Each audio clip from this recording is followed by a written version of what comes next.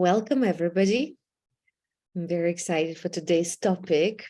It's the end of the year, the last month, and we're talking about family bicycle, how to nurture relationships.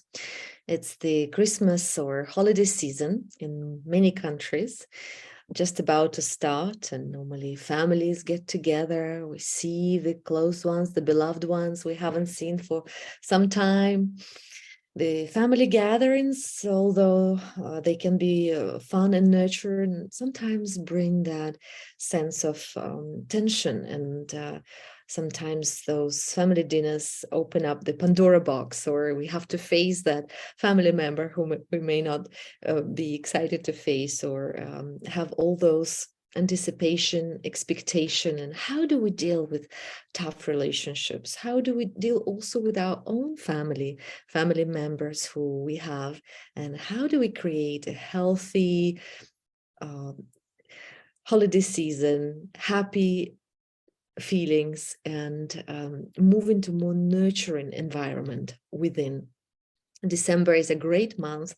We just discussed as we are turning inwards. There's a lot of winter months if you're in the northern hemisphere, where the days are short and the nights are long.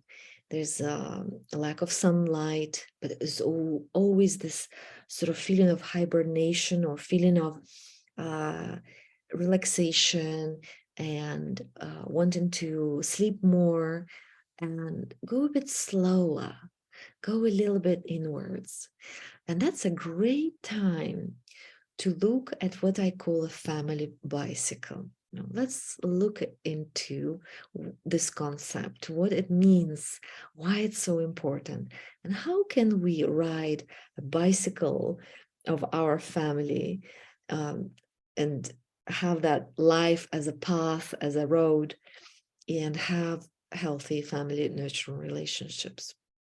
So I'm holding my book on page 38, and it actually visualizes a bicycle with two wheels, and each wheel represents, in a way, like a mandala or a wheel of life for each parent. Let's assume it's a traditional family with two parents and children.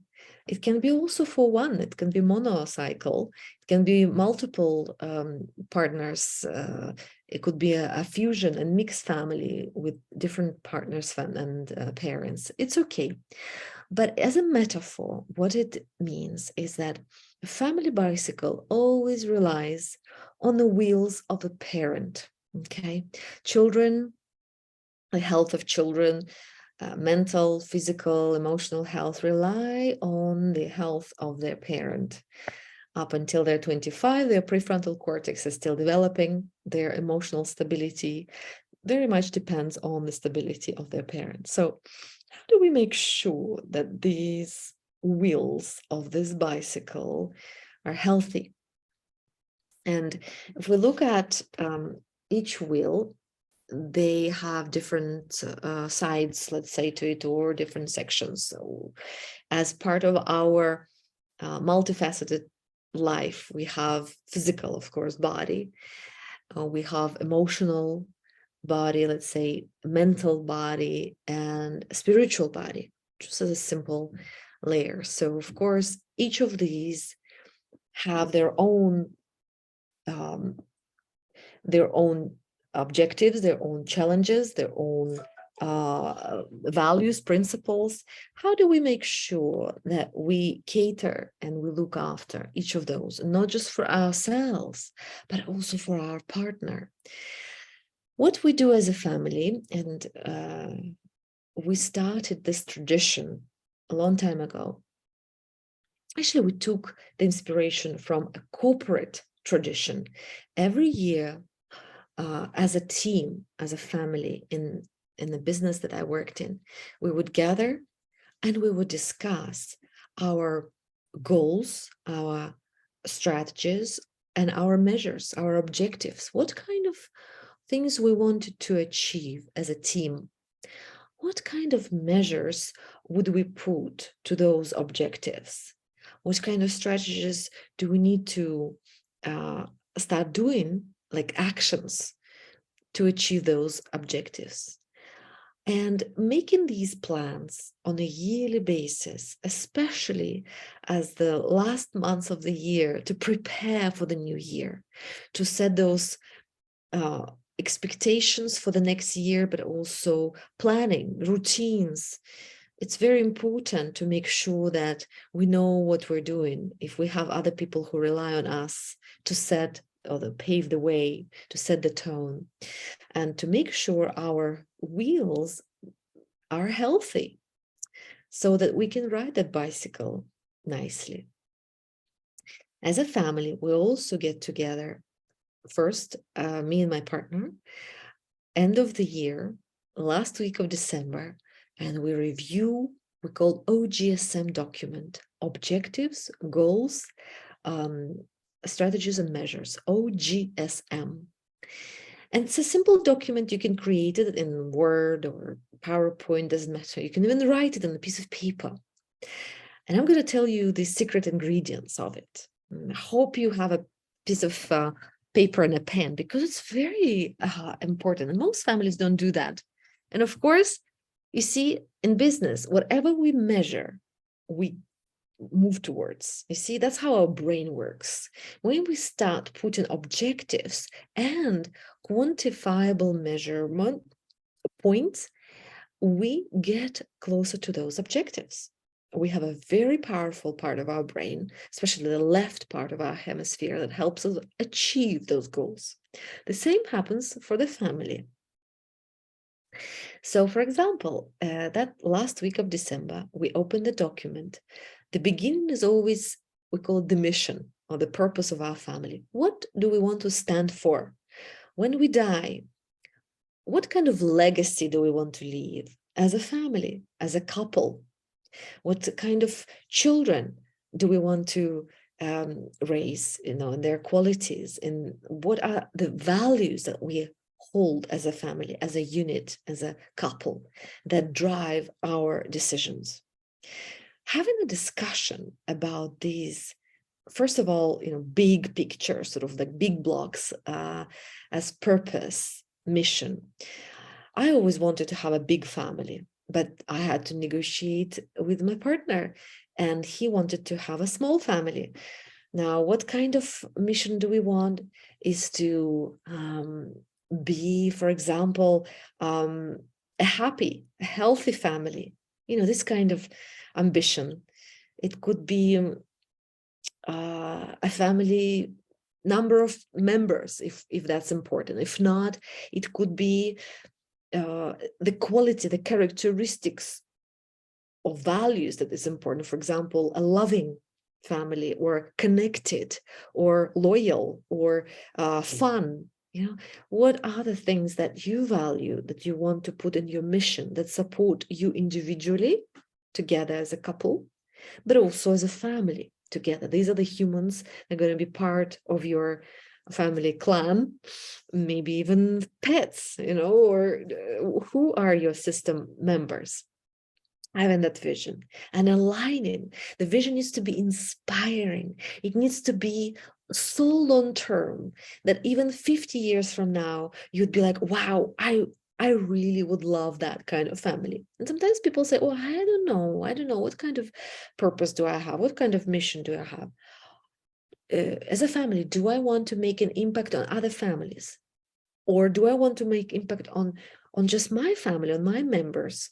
Do I want to create an environment that's nurturing, that is inspiring, that's motivating, that supports the talents of each, or for them to become fully human, or better humans, better than us, or better than previous generation, maybe, or just tap into our potential, or be the best we can be, or support interests, or maybe create a stable, safe family, or maybe something that of high importance, creating an innovation as a family, so we can leave this world in a better state. Or it could be contribution. We want to help others. We want to make sure that maybe it's a spiritual purpose that is God related or divine something, right? So it becomes a conscious exercise of becoming aware of my family purpose, my couple mission. Yeah, it's a very interesting exercise just to sit together, talk about it, contemplate, maybe do some visioning. Some people do like a collage of visuals they get from the journals, the magazines, put together what they would love for their family, how they would like to feel inside their family, what kind of things inspires and motivates them and drives them, what kind of things makes them feel joyful. So that's the big umbrella we first decided on. And then you have 3 big rows, those lines on the document: long-term, mid-term, and short-term. And these are objectives that flow out of the purpose, out of that mission, the big mission. The first, we put long-term goals. 50 years from now, or 40 years, I don't know how old you are as you're listening to this workshop. What would you like to have achieved if everything was possible? If you had a very healthy bicycle for your family, with all your children included, or just your partner, or even yourself, what would you like to have achieved? And you put different parts, as I said, physically, emotionally, mentally, spiritually. For example, physically, we talk about the body, what kind of weight or what kind of strength, what kind of body mass index I would like to have. What kind of do I want to have a toned body in 50 years from now? Do I want to have you see, the brain needs clarity in order to make things happen. And it's good to dream about it first, because everything that we do, we first dream about. If you want to build a bridge, you need to dream about it and think about it, create it in your mind first, and then make it happen. The same happens with a family. Long term. Okay, physically, I want to have this kind of body. I would like to feel emotionally these kind of emotions. Do I want to feel more satisfied or blissed or happy or relaxed or excited? What kind of feelings do I want to experience in 50 years from now as a family when we gather? Then mentally, what kind of things would I like to have achieved? Maybe have done the courses or learn something or have this kind of job. Maybe mentally, I would like to learn a different language in 50 years time, or be, I don't know, a professor or an expert in something that I'm really excited about. And spiritually, where would I like to be? What kind of practice would I like to do? Would I like to meditate on a daily basis? Would I like to go into retreats? Would I like to have a spiritual practice, spiritual leader, a spiritual community?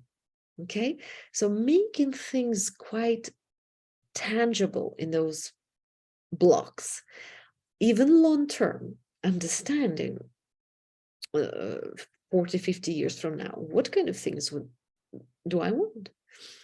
Then midterm, 5 to 10 years from now, what are my goals? Again, for the body, and they're connected to the long term, but now we are getting closer to reality, because 5 and 10 years from now, this is super, super tangible and close. And again, they're connected, but they need to be specific. For example, okay, maybe my ambitions are not as large as in 50 years time. I can dream of like reading 100 books or 5 books every year, which 200 2,000 books, doesn't matter. But as I'm moving towards more a reality check, I want to make sure it's clear what it means. If I put that number what does it mean in terms of midterm and short term? How many books do I need to read? Or what kind of things do I need to do in order to fuel my bicycle to achieve that goal, right? What does it mean to have a healthy body? Do I need to start exercising more often? Do I need to sign up into a gym, or what kind of practice do I need to pick up? Maybe learn a new sport or go back to a sport that really makes me feel joyful, because healthy body, longer life. We know that longevity depends on also physicality. If I'm obese and overweight, then my lifespan reflects that accordingly. We know that from the research. My hormones, all my body systems reflect health and longevity, right? So if I want to live happy longer, then I need to look after my body first. Then, of course, I need to look after my emotions. How to have great emotions is to have also good relationship, learn communication tools, learn the things like you're doing now. Seminars, workshops, retreats, books, connecting to the right people, getting inside the right circles, connecting with people who inspire. Who are your friends? How do you make friends? Where do you make friends? All these, they could be also part of the family plan. For example, we write that we want to have 5 inspiring people, at least 5 inspiring people around us. And we make connections and we invite people, families who we feel inspired by, into our home. So our children also mingle with them. We connect and we have that mental stimulation that we like, instead of spending time with people we don't feel connected to. You see, it's all becoming more and more conscious, more and more aware as a decision. Spiritually, what kind of things that make me feel deeply spiritually fulfilled? Do I have a religion? Do I have a faith? Do I feel happy where I am? Do I want to dial it up, dial it down, change? Well, these are conversations as a family. For example, some family members are from different religions. This becomes even more potent and important topic for discussion. How do we make sure we find compromise? We find that balance. What kind of faith and religion our children want and we want for them?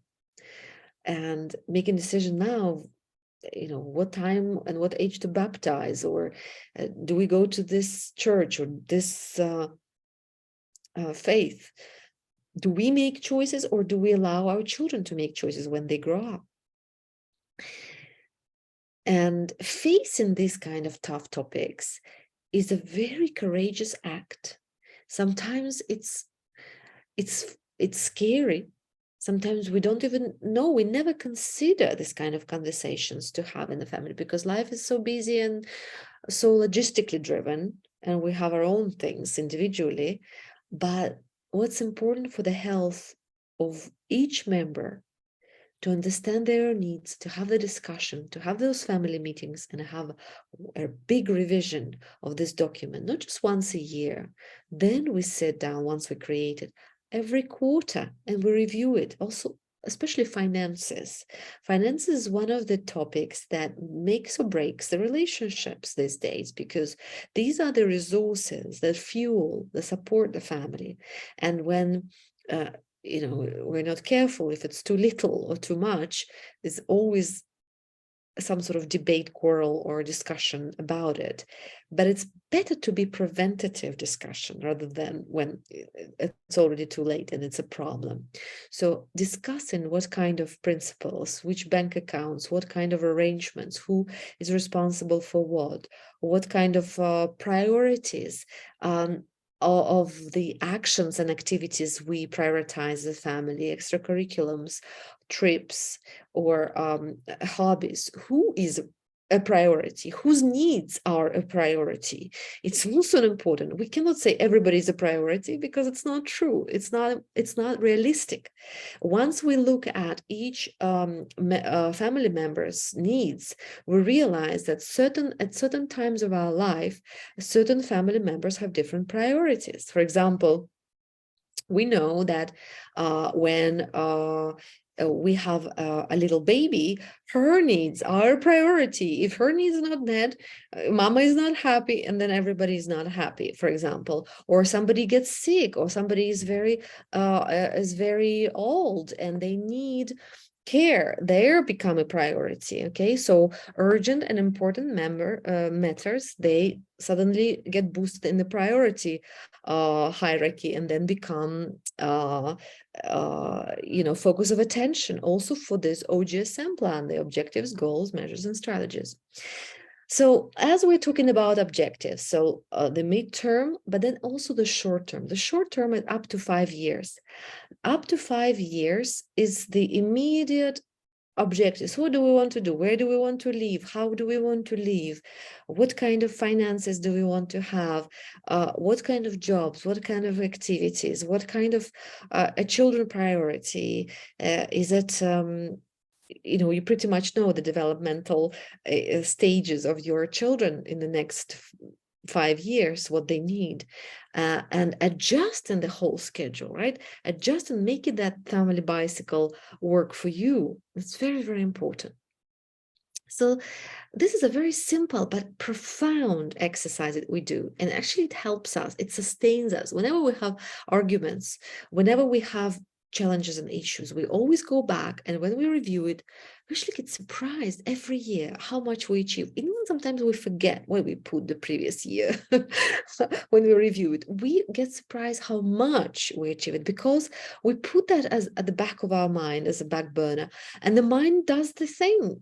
I mean, it finds ways to achieve what we want. In most cases, if we are just allowing ourselves to let it be, to find a way to make it happen, to follow that realistic plan. Hopefully it's realistic, because the objectives need to be smart. They need to be time bound. They need to be really, strategic, but they also need to be measurable. How do we know that we've achieved it?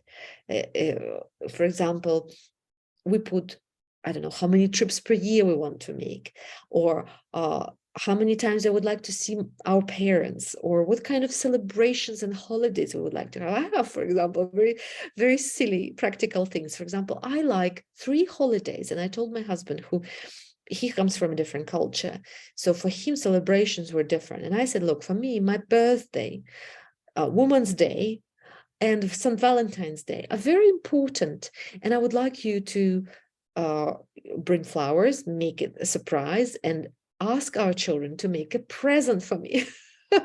But I did that proactively, and he put it in his calendar, the reminders, and he knows that's important for me. I know for him it's not very important to celebrate his birthday, but I still make an effort a little bit because it's important for me. Although I know for him other things are important. For example, Names Day in Greece, they celebrate, and we never celebrated that in England. So when we came, I had to learn the new system. It's not just the birthday, but a name day of a saint that is celebrated twice, and we have godchildren, and there's a lot of presents involved, and visiting and thinking proactively, planning. So that's a different kind of focus.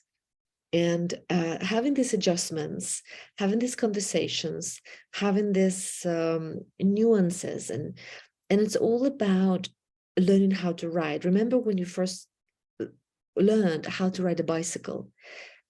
It's a matter of finding that balance, and once you know it, you cannot unlearn it.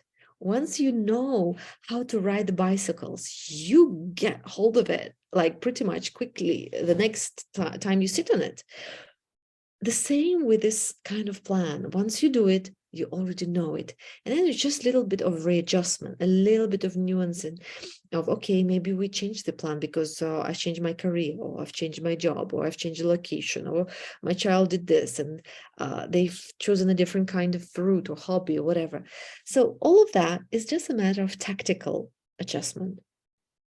But the big job, you could start doing it individually, but it's so much more fun to do it as a family and include other family members, even from different generations, and to share that, because it becomes part of like a fabric of life, that you become strategic about your life, because yeah, our days are limited. We're all gonna die, that's for sure, but we can die thinking about our life strategically, and then making things happen that we would like. And of course, there's a big chunk of it is unknown, we cannot control. We need to also make sure that, okay, we aim high, but you aim for the stars, you reach some, maybe a top of the tree. But if you don't reach for the stars, maybe you never reach the top of the tree, and it's okay. For some people, it is okay to just flow, or just follow the flow. But the flow, as we know from the research, is much better and much more enjoyable once it's becoming an aware flow, a woke flow. So it's good to have a balance of strategic thinking, and keep it a bit of chance and a bit of chaos, a bit of spontaneity involved. So of course, as we put our realistic goals, we need to be a little bit more loose on some, and pick the battles, pick the hierarchy. If something is very important, we choose that, but it's something we can drop, no problem. Okay, so that is in brief an exercise on the family bicycle. I hope it's helpful, and as you do it, you will learn this strategies, so long-term, mid-term, and short-term. Yes, and also the measures, right? And the measures are something that is very quantifiable, very tangible, time-bound, on each of those levels. So even spiritual, how many times per month do you want to go to church, for example? Or what does it mean for you to have a spiritual practice? Does it mean to meditate 5 minutes a day or 1 hour? Does it mean you have a peace in your heart? How would you know you have a peace in your heart? Does it mean that you argue less, or does it mean you feel less angry? Does it mean you work for do community service, or you do some philanthropy work? What does it mean? You see, all of these as little goals, they can be explored further to find the little chunk blocks, chunk pieces, and the more quantifiable it is, the better, because then you check in yourself, is it something that you can do? Is it something that you want to do? What does it mean short term, if you want to reach that long-term goal? Because the worst thing that happens is when people reach their old age and they look back at their life and they say, oh, I wish I have done that. I wish I did this. I wish I had better relationship. I wish I changed my career. I wish I picked up this hobby. Why didn't I do it? It's because it was not strategic, because it was not 50 years ago, or 30 years ago, or 5 years ago. It was not part of the plan. And most people don't have plans for their family. So I'm inviting you to be a little pioneer of the OGSM family bicycle creation. Create your own bicycle so you can enjoy riding the path of life. Off you go.